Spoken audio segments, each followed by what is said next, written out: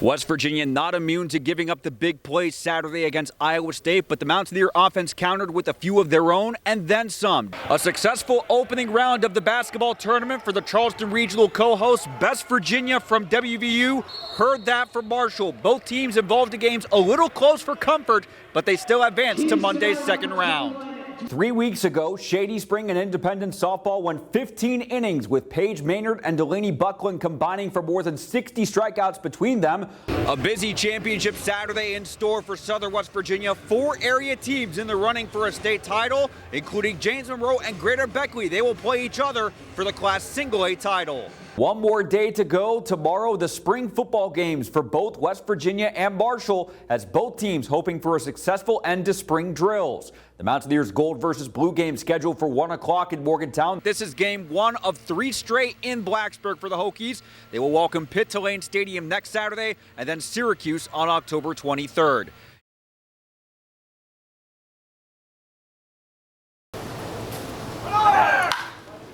An opportunity of a lifetime. That's been the case for some of the top college baseball players in the country as they join the USA Baseball Collegiate National Team this summer. They've had the chance to play exhibition games throughout the Appalachian League ballparks the last 2 weeks, including in Mercer County Wednesday and Thursday.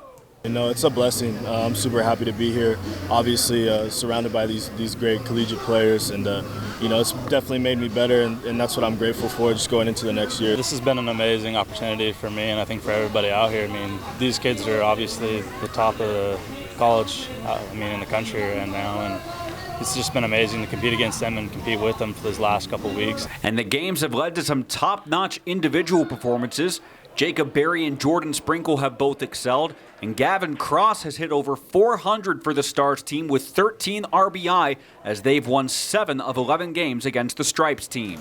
Yeah, I've just been trying to slow myself down. I struggled in the Cape when I was there for a couple weeks, and just getting back to the basics of keeping it simple and kind of just trying to see the ball. And every pitcher you're seeing is a really good arm, so just trying to compete every at-bat, just do whatever you can do to help the team win.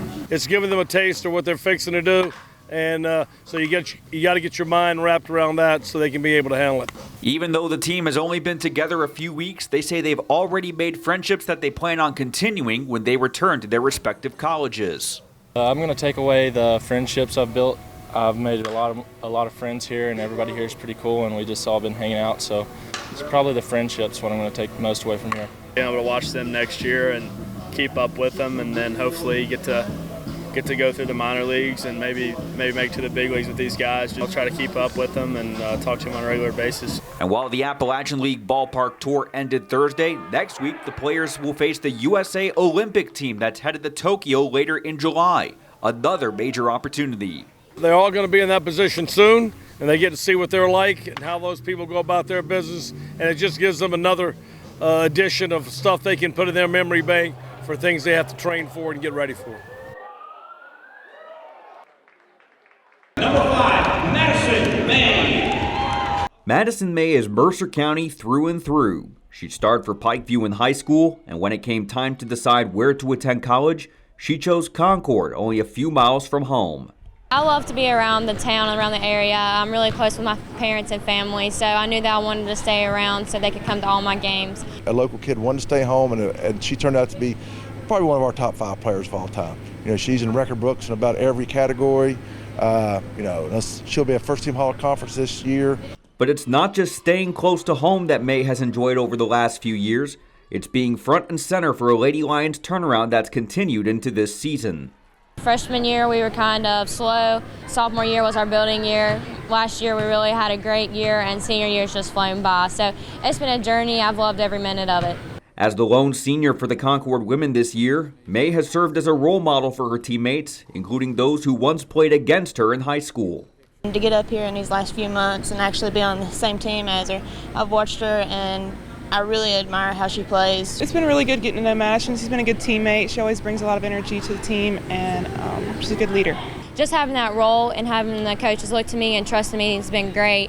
But I knew that I needed to step up this year. Being the only senior, I had to set a role.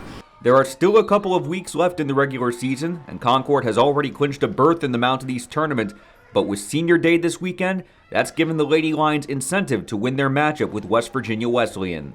Very motivated. We want to win not only for us but for Madison. Make sure the other kids realize that this is her day, that she wants to get that win on senior day. And, you know, if we can take care of business, she'll walk out of here with the win. We've won big games this season, and to see her motivated and excited about this season, it really helps me get motivated.